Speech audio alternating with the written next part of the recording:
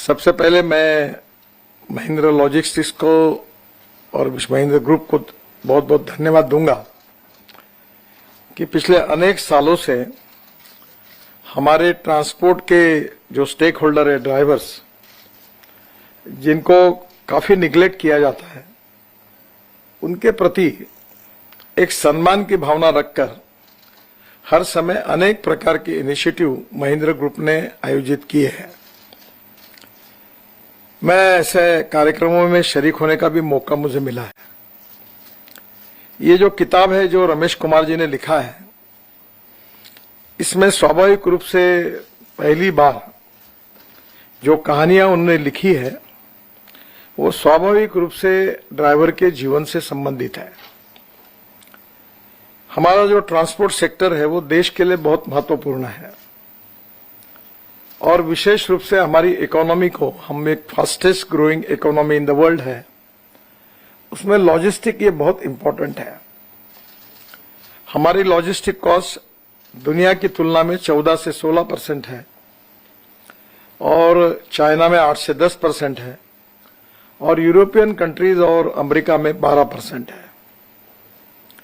हमारे देश के अगर एक्सपोर्ट हमको बढ़ाना है तो निश्चित रूप से लॉजिस्टिक कॉस्ट को कम करना होगा और लॉजिस्टिक कॉस्ट को कम करने में जैसे अच्छे रोड चाहिए वैसे अच्छे ट्रक भी चाहिए और अच्छे ड्राइवर भी चाहिए।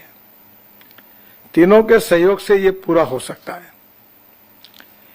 और एक महत्वपूर्ण बात है कि हमारे देश में ड्राइवर की कमी है। एक ड्राइवर कोई 14 घंटे, कोई 16 घंटे ट्रक चलाता है। अगर हम बाहर के देशों में जाएंगे तो उसका टाइम बस और ट्रक चलाने वालों का टाइम रिस्ट्रिक्ट किया गया है। हमारे ड्राइवर की जो केबिन्स रहती थी, वो जब मैं मंत्री बना तो मुझे लगा कि इतने 43, 44, 47 में डिग्री टेम्परेचर होता है तो ड्राइवर की हालत बहुत खराब होती है। तो मैं एयर कंडीशन केबिन के बारे में बहुत आग्रही था, पर इससे कॉस्ट बढ़ेगी ऐसा कहकर कुछ लोगों ने काफी विरोध किया। पर भी आज मैं यहां आने के पहले मैंने वो फाइल पर साइन कर दी है कि इसके बाद ट्रक की जो ड्राइवर की केबिन होगी वो ऐसी होगी, क्योंकि आखिर काम करते समय हमें उस व्यक्ति के मनस्थिति का, उसकी स्थिति का विचार करना चाहिए। मशीन भी अगर काम करती है तो उसको ग्रीस देना पड़ता है, फ्यूल डालना पड़ता है। आखिर हम इंसान हैं और इसलिए स्वाभाविक रूप से हमें ये जो centre for driver relationship management है, इसमें रिलेशनशिप शब्द है और रिलेशनशिप ये बहुत इंपॉर्टेंट शब्द है। गुड रिलेशनशिप, अच्छे संबंध, human relationship is the biggest strength of politics, business, social work and industry and business. आदमी कोई भी लड़ाई लड़ता है वो वेपन से नहीं लड़ता, दिल से लड़ता है और इसलिए उससे अगर हमको काम करना है तो उससे हमारी रिलेशनशिप अच्छी होनी चाहिए। स्वाभाविक रूप से जिसकी बात अभी रमेश कुमार जी ने की, ये बिल्कुल सही है कि हमारे देश में हजार किलोमीटर हमको कोई टॉयलेट नहीं है, कोई वॉशरूम्स नहीं है, कुछ नहीं है। पर हमने इस कार्य की शुरुआत की। अभी 570 रोड साइड एमिनिटीज हम बना रहे हैं, उसमें से 170 का टेंडर होकर काम शुरू हो गया। इस साल एंड में वो पूरी होगी और बाकी का भी टेंडर होकर हम चाहते कि 50 किलोमीटर में इस प्रकार की एक रोड साइड एमिनिटीज रहेगी। अभी मैं बीकानेर गया था, दोनों बाजू में इतनी बड़ी रोड साइड एमिनिटीज सुंदर बनाई है तो मुझे देखने का मौका मिला। मैंने इसके लिए अच्छे आर्किटेक्ट्स चुने हैं। एक दो जगह जो एमिनिटीज बनी वो इतनी गंदी थी कि मैंने अधिकारी को कहा कि तारीख तय करो और मेरे हाथ से बुलडोजर लगा के इसको उखाड़ के फेंको, इतने खराब बनाई थी। और अभी हमने ये जो एमिनिटीज की, इसमें एक हम सफर करके योजना ला रहे हैं जिसमें हर जगह पर हम लोग रेटिंग करेंगे और मैंने इतने बारकाई से किया कि एक आदमी अगर टॉयलेट जाता है तो वो जो सफाई वाला है वो फिर से जाके साफ करेगा। ये बंधन रखा है और हम उसको गैस स्टेशन के लिए जगह देंगे, उसके बदले में हमें अपेक्षा है कि वो इसको सबको मेंटेन करें। और इतना ही नहीं तो विशेष रूप से बसेस में महिलाएं जाती है, उनको अगर बच्चे को दूध पिलाना है तो उसके लिए भी अलग से व्यवस्था की है। लेडीज की अलग है, जेंट्स की अलग है, उसके डिजाइन्स तक मैंने देखे क्योंकि मुझे पता है कि पब्लिक टॉयलेट कैसे होते हैं। और इसलिए स्वाभाविक रूप से इस प्रकार की सुविधाएं मिलना, और इसलिए कुछ जगह ट्रक ड्राइवर के लिए अलग व्यवस्था की है, कार और बस वालों के लिए अलग व्यवस्था की है। बहुत अच्छे डिजाइन अभी कश्मीर में श्रीनगर में एक बहुत सुंदर डिजाइन तैयार हुआ है, काफी काम चल रहा है। हबीब खान करके अच्छे आर्किटेक्ट है, उनको मैंने लाकर ये अनेक कामों को उनको दिया, बहुत अच्छे डिजाइन उन्होंने तैयार किए। और उसमें जो ट्रक ड्राइवर है उनको ढाबा जैसी व्यवस्था है, और बाकी लोगों के लिए वहां रेस्टोरेंट्स होंगे, अलग अलग प्रकार के ब्रांड्स होंगे, वहां के गांव का हैंडलूम हैंडीक्राफ्ट चीजें मिलेगी और इसकी व्यवस्था की जाएगी। एक बहुत इंपॉर्टेंट चीज है कि हमारी जो कंस्ट्रक्शन इक्विपमेंट है उसको चलाने के लिए कोई ट्रेनिंग देने के लिए हमारे पास कोई ऐसी अच्छी संस्थाएं नहीं है।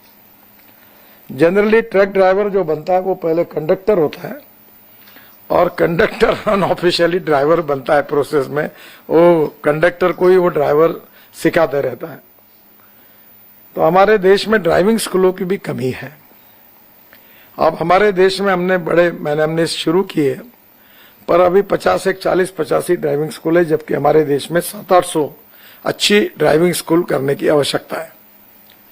बीच में मारुति सुजुकी और बाकी अशोक लेलैंड, टाटा, इन्होंने कुछ खोले सेंटर्स, पर मुझे जरूर लगता है जो बात रमेश कुमार जी ने कही कि ड्राइविंग ट्रेनिंग सेंटर्स और स्क्रैपिंग यूनिट्स में मैंने कहा कि मैन्युफैक्चरिंग आगे आए, मैन्युफैक्चरर आए और वो इसमें इंटरेस्ट ले, क्योंकि हमारे देश में जब ऑटोमोबाइल इंडस्ट्री का साइज 7.5 लाख करोड़ है और हमने ये तय किया है कि 5 साल में इसको हम 15 लाख करोड़ का बनाएंगे।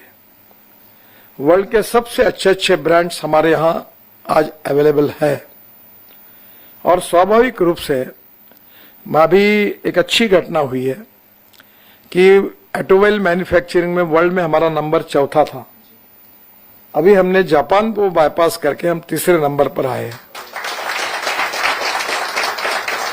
पहला नंबर जो है वो चाइना का है, दूसरा अमेरिका का है, तीसरा हमारा है। और इसलिए आने वाले समय में एक्सपोर्ट का भी पोटेंशियल बहुत ज्यादा है और इसलिए स्क्रैपिंग अगर होगा तो मुझे विश्वास है कि उसके कारण एल्यूमिनियम, कॉपर, प्लास्टिक, रबर, इसका रिसाइकलिंग होगा तो कंपोनेंट्स के भाव भी काफी कम होंगे। हमने और एक किया, एक हमारे पास हाईवे के बाजू में जैसे एमिनिटीज बना, इसके लिए बड़ी बड़ी 40-40, 50-50, 60-60 एकड़ जगह है, पर कई 2 एकड़, 3 एकड़, 1.5 एकड़ जगह है। तो मैंने उनको कहा इसका एक डिजाइन बनाए। हमने बस स्टॉप का भी एक डिजाइन तैयार किया और इसका भी डिजाइन तैयार किया, इसके लिए कंपटीशन ली और अभी हम सफर करके उसका नाम रखा है। तो कम से कम 2 से 2.5 हजार जगह आइडेंटिफाई की है और उसमें 5 से 6 ट्रक, 15 से 20 कार और रेस्टोरेंट या ढाबा और अगर वॉशरूम्स, इसकी मिनिमम व्यवस्था करके हमने वो डिजाइन तैयार करके उसको भी हम लोग लागू कर रहे हैं। और प्राइवेट एजेंसी उसको चेक करेगी, उसका रेटिंग करेगी, हम लिखेंगे कि इसका रेटिंग ये है, इसका कम हुआ है, ज्यादा हुआ है, और साफ सफाई और स्वच्छता के ऊपर विशेष भर रहेगा।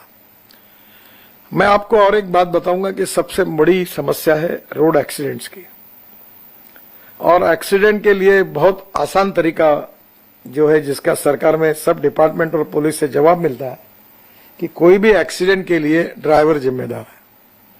ये गलत है। मैंने इसका बहुत डिटेल में स्टडी किया तो मैं बहुत साफ ही बोलता हूं कि मैंने अनेक इंजीनियर को कहा कि आज लोग मर रहे, इसके लिए जिम्मेदार तुम हो। तुम्हारा डीपीआर गलत है, रोड डिजाइनिंग गलत है और रोड सेफ्टी के हिसाब से रोड पर जो साइनेज लगने चाहिए, जो लाइट लगने चाहिए, उसमें भी काफी कमियां हैं। वो सब हम सुधार रहे हैं और उसमें लेन डिसिप्लिन ये सबसे इंपॉर्टेंट है। अभी तक लेन डिसिप्लिन के बारे में बड़ा मैं आपसे एक ही तकरार करूंगा कि अभी हमने ये स्ट्रिक्ट तय किया है कि हेवी ट्रक ये लास्ट लेन में चलेंगे, बस लास्ट लेन में चलेंगी। और इसलिए आप लेन डिसिप्लिन के बारे में अभी मुंबई दिल्ली हाईवे पर हम मार्किंग भी कर रहे हैं कि एक लेन में वो जाए आखिरी लेन में। इससे हमारे देश के काफी एक्सीडेंट्स कम हो सकते हैं। हमारे देश में हर साल 5 लाख एक्सीडेंट होते हैं, 1.5 लाख मौतें होती है, 2-2.5 लाख लोगों के हाथ पैर टूट जाते हैं, 3% जीडीपी का नुकसान होता है। और सबसे दुर्भाग्यपूर्ण है कि मरने वालों में 18 से 34 वयोगट के जवान लड़के और लड़कियों की संख्या 60% है। और जिनके हाथ पैर टूट जाते वो परिवार समाप्त हो जाता है। और रोड के एक्सीडेंट में हम हाईएस्ट इन द वर्ल्ड है। तो इसमें road engineering, automobile engineering, education and training, emergency और इन्फोर्समेंट, ये 5 बातें इंपॉर्टेंट है। और विशेष रूप से हमारे यहाँ ड्राइविंग लाइसेंस की तो ऐसी स्थिति है कि मुझे याद है, मैं भी अपोजिशन लीडर था महाराष्ट्र में, तो हमारे मुख्यमंत्री थे विलासराव देशमुख और ट्रांसपोर्ट मिनिस्टर थे शिवाजीराव मोघे। तो मैंने नागपुर में आरटीओ ऑफिस में मैनेज करके उनके दोनों के नाम का लाइसेंस तैयार किया और विधानसभा में दिखाया कि उनके नाम का लाइसेंस मैंने बोगस करके लाया। वो बहुत ट्रांसपेरेंट थे आरटीओ में, वो देखते भी नहीं थे, पैसे मिल गए कि ठप्पा मारते थे। सही बात है। अब ये मैं पूछूंगा नहीं, अब यहाँ ड्राइवर बैठे, आपको ड्राइविंग लाइसेंस कैसे मिला? पर अभी हमने उसमें काफी चीजें बदली है, डिजिटलाइज किया है। अभी परमिट भी डिजिटल किया है, नेशनल परमिट। काफी बातों में सुधार आया है। पर जैसे कहा कि ये सब्जेक्ट जो है ये कॉन्करेंट लिस्ट में है, स्टेट की लिस्ट अलग, सेंट्रल की अलग, ये कॉन्करेंटली दोनों भी कानून बना सकते हैं। तो इसलिए इसमें सुधार करने में तकलीफ होती है। पर मैं लगातार कोशिश कर रहा हूं कि करप्शन फ्री, टाइम बाउंड और ट्रांसपेरेंट डिजिटलाइज सिस्टम कैसी हो। अभी कोई कागज आपको साथ में ले जाना पड़ता था, हमने वो एक डिजिटल लॉकर बनाया है कि आप पुलिस वालों को तुरंत अपने मोबाइल फोन पर सब कागज दिखा सकते हैं। बहुत लोगों ने, करोड़ों लोगों ने उसमें अपना ये सब डॉक्यूमेंट रजिस्टर की है। तो धीरे धीरे सिस्टम को डिजिटलाइज करना, ट्रांसपेरेंट करना। और ये भी बात है कि बहुत तकलीफ होती है, मैं ज्यादा बोलता नहीं क्योंकि फिर उसकी न्यूज बनती है पर मुझे पता है, मैं अच्छी तरह से जानता हूं, और ये जो गलत काम करने वाले हैं उनको कैसे रगड़ना ये भी जानता हूं तो ये स्वाभाविक रूप से इसमें सुधार हो रहा है। पर एक सबसे इंपॉर्टेंट चीज है कि एक्सीडेंट्स के बारे में और हमारी ट्रक के बारे में भी अभी अच्छा सुधार हुआ। कुछ हमारी कंपनियां थी कॉस्ट सेंट्रिक थी, और इस बात के लिए मैंने बहुत बार इन कंपनियों को कहा कि आप कॉस्ट सेंट्रिक नहीं, क्वालिटी सेंट्रिक बनो। और ये कॉस्ट सेंट्रिक जो ये लोग बदल गए, शायद मैं नाम नहीं लेते किसी का, पर मेरी बहुत गालियां खाई उन्होंने कि मैंने आपने नुकसान किया है देश में, फॉरेन कंपनी पनपी, इसका कारण आप कॉस्ट सेंट्रिक बने। अब कोई ब्लैक एंड व्हाइट टीवी खरीदना नहीं चाहता, गरीब आदमी भी कलर टीवी चाहता है। तो लोगों की मानसिकता बदली हुई है। और ट्रक में भी अभी लॉजिस्टिक कॉस्ट कम करने में अभी ऐसी स्थिति है कि अभी हमारे देश में 90% पैसेंजर ट्रैफिक रोड पर है और 73% ट्रैफिक, गुड्स ट्रैफिक अब रोड पर है। और अभी मेरी विजन ऐसी है कि हम फ्यूल डीजल के अलावा इलेक्ट्रिक यूज करेंगे, एलएनजी यूज करेंगे, सीएनजी यूज करेंगे, हाइड्रोजन यूज करेंगे। अभी मैं हाइड्रोजन की गाड़ी में आया यहाँ कार्यक्रम में, तो हमारी cost, logistic cost single digit में आएगी। मेरा पूरा विश्वास है कि फ्यूल अगर बदल गई तो 8% पे आएगी। और प्रदूषण ये हमारी बहुत बड़ी समस्या है। दिल्ली में आप इसका अनुभव कर रहे, अभी हमारे देश में जो परली है, राइस स्ट्रॉ, पंजाब हरियाणा में जलाते हैं, उससे करीब 28 प्रोजेक्ट ऐसे चालू हो गए जो परली से बायो सीएनजी और बायो एलएनजी बना रहे हैं। और अभी 135 प्रोजेक्ट इन प्रोसेस है। 5 टन ऑफ परली rice straw is giving 1 ton of bio CNG and bio LNG.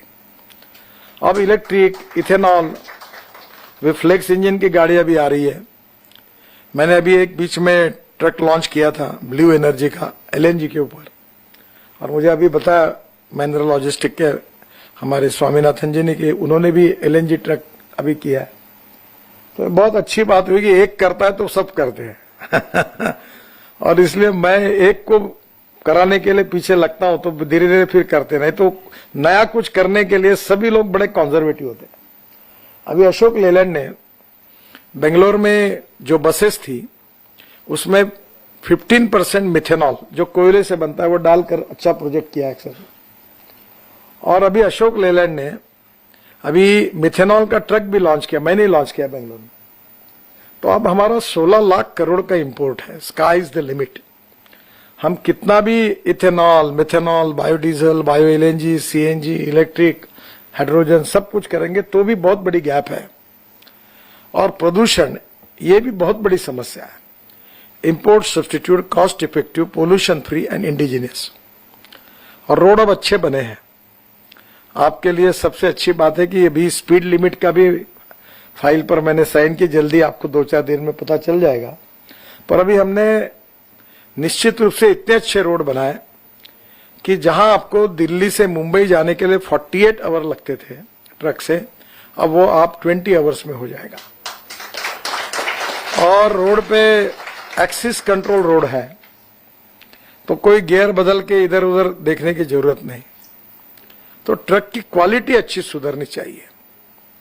जो विशेष रूप से अमेरिका में, यूरोप में जिस प्रकार की सिस्टम है, मुझे भी कभी कभी समझ में आता, वो ट्रक को कोई खुला नहीं दिखता, वहां उसको रेक्सिन लगा हुआ रहता है। तो हमारे यहां भी हम सभी प्रकार से अच्छी बातों को स्वीकार करना चाहिए। और आने वाले समय में एक चिंता ये भी करिए कि आप जो भी मटेरियल लेके जा रहे हैं उसको कवर करके लेके जाइए, अदरवाइज पोल्यूशन की समस्या होती है। मिट्टी और कुछ डाल के ले जाएंगे, गड़बड़ होती है। अभी दिल्ली का रिंग रोड बना हमने UR2, जो पानीपत के बाद या द्वारका तक आता है, द्वारका एक्सप्रेस हाईवे से मुंबई दिल्ली हाईवे पे जाता है। और शिव मूर्ति से हमने 16 लेन का रोड बनाया, ऊपर 8 लेन, नीचे 8 लेन, और टनल भी लगभग बन गई है, डायरेक्ट T3 जाती है और एक टनल बसंत विहार जाती है। तो जो 2 घंटे लगते थे वहां से एयरपोर्ट आने के लिए, वो अब केवल 15 से 20 मिनट में होगा। ऐसे बहुत से रोड बनाए। दिल्ली से देहरादून 9 घंटा लगता था, दिसंबर के बाद ट्रक के लिए तो 3 घंटा लगेगा, पर गाड़ी 2 घंटे में जाएगी। हरिद्वार 1.5 घंटे में होगा, चंडीगढ़ 2.5 घंटे में होगा। मैं कल चंडीगढ़ जा रहा हूं गाड़ी से, और उसके साथ साथ जयपुर गाड़ी से 2 घंटे में होगा, अमृतसर 4 घंटे में होगा, कटरा 8 घंटे में 6 घंटे में होगा, श्रीनगर 8 घंटे में होगा, और बेंगलोर से चेन्नई 6-6, 7-7 घंटे लगते थे, अब 2-2.25 घंटे में होगा। ऑलरेडी रोड का काम जोरों में शुरू है। तो आने वाले समय में करीब 32 एक्सप्रेस हाईवे हम बना रहे, कश्मीर से कन्याकुमारी तक।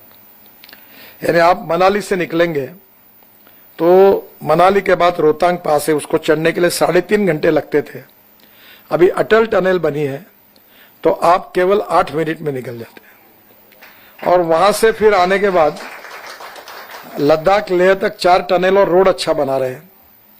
और उसके बाद लद्दाख लेह से श्रीनगर जाने के लिए कारगिल के पास हमने आशिया की सबसे बड़ी टनल जोजिला, वो लगभग 70% तक बन गई है। उसके बाद झेड़मोर टनल है, और फिर श्रीनगर आने के बाद श्रीनगर और जम्मू के बीच में 18 टनल बना रहे, उसमें से 14 पूरी हो गई है। तो नेचुरली अब रोड पे उतना तकलीफ नहीं कि ऊपर चढ़ो नीचे आओ। और वहां से दिल्ली कटरा हाईवे मिल जाएगा तो दिल्ली आ जाएंगे, और दिल्ली मुंबई से सूरत जाएंगे तो सूरत से नासिक, नासिक से अहमदनगर, अहमदनगर से सोलापुर, और सोलापुर से डायरेक्ट हैदराबाद, चेन्नई, बेंगलोर, कन्याकुमारी, त्रिवेंद्रम, सब साउथ का ट्रैफिक। अब पुणे मुंबई जाने की जरूरत ही नहीं पड़ेगी। 320 किलोमीटर हमारा डिस्टेंस दिल्ली से चेन्नई का कम हो जाएगा। तो रोड का डिस्टेंस कम होगा, फ्यूल में पैसा कम होगा और टाइम कम होगा, तो ट्रक का यूटिलाइजेशन ज्यादा होगा। अब केवल एक ही चिंता है कि अब इसमें आगे हमें सोचना होगा कि एक ड्राइवर कितना समय काम करे।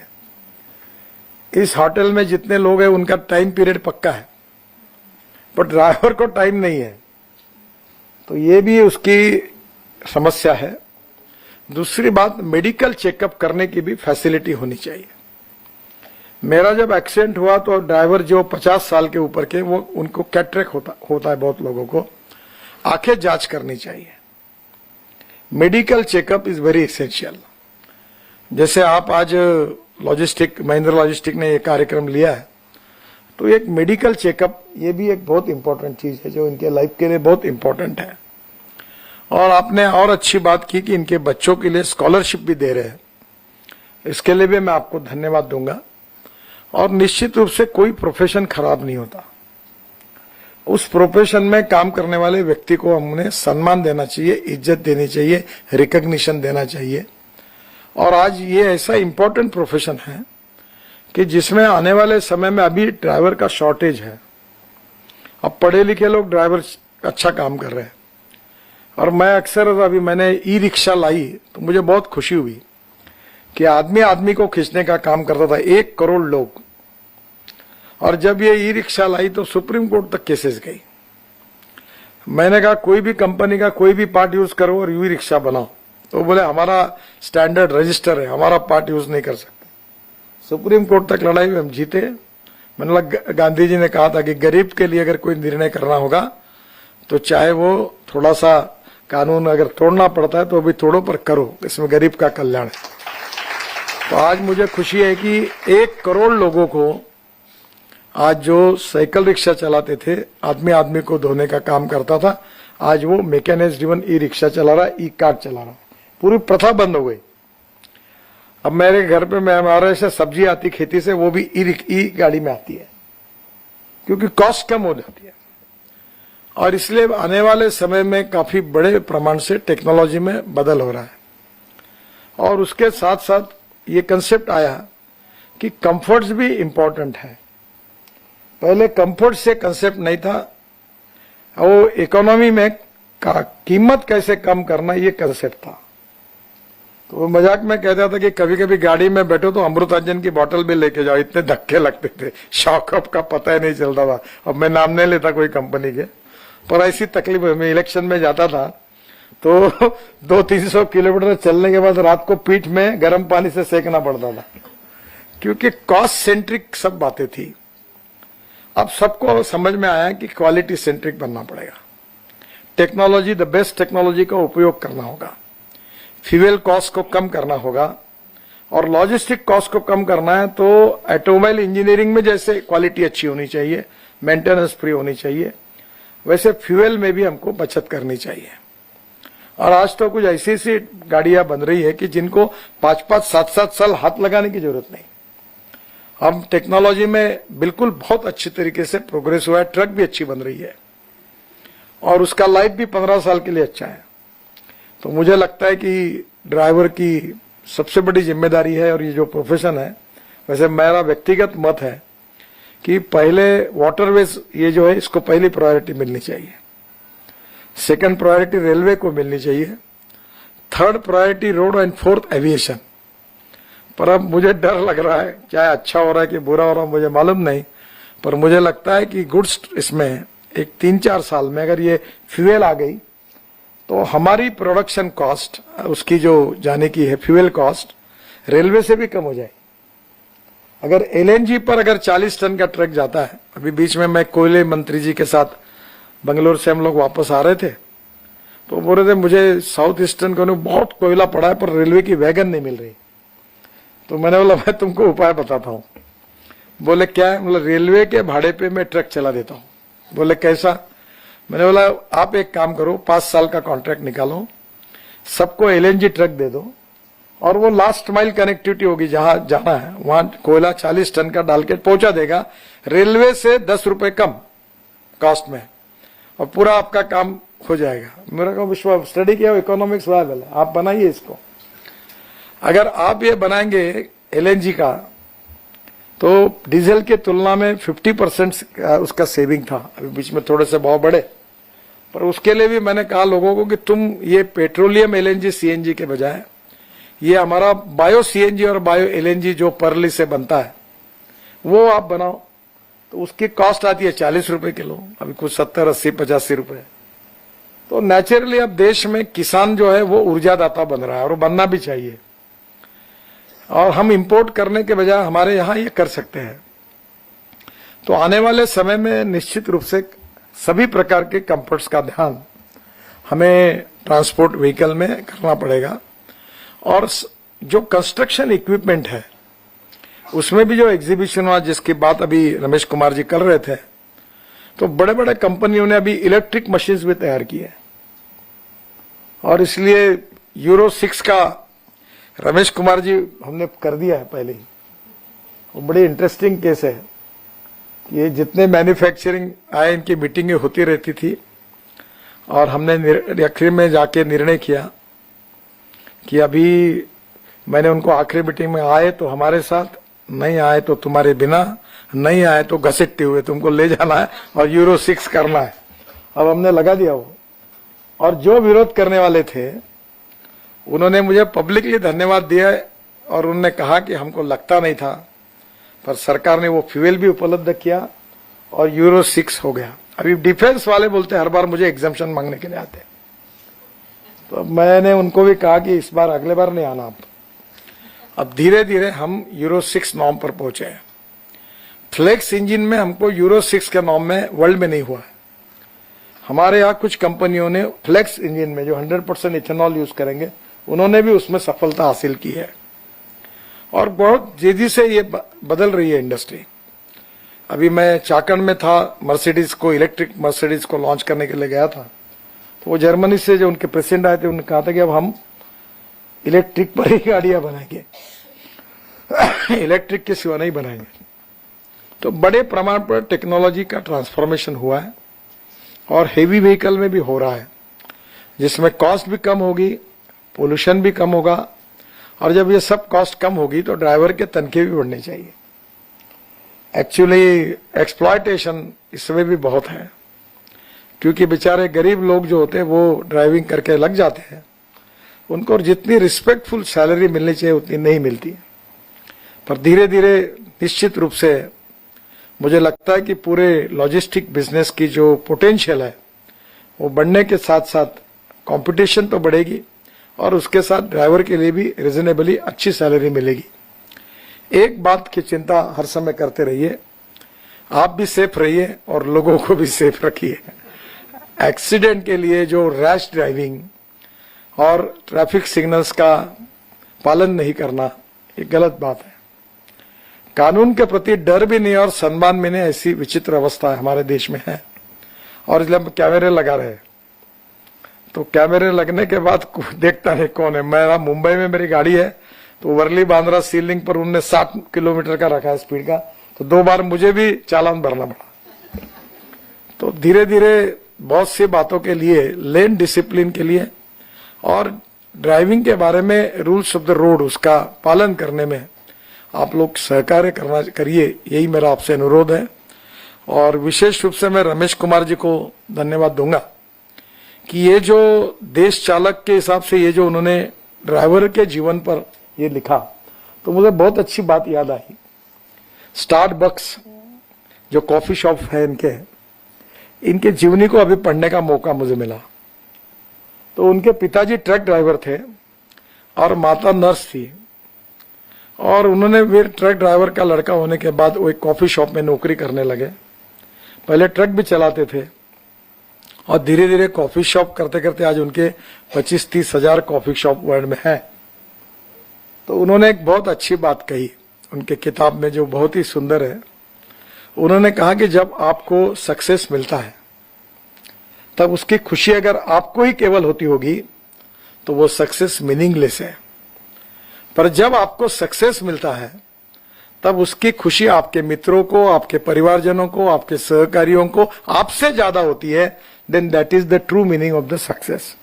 तो ड्राइवर ये भी, जैसे मैन्युफैक्चरर एक स्टेक होल्डर है, ट्रांसपोर्टर एक स्टेक होल्डर है, वैसा ड्राइवर भी एक स्टेक होल्डर है।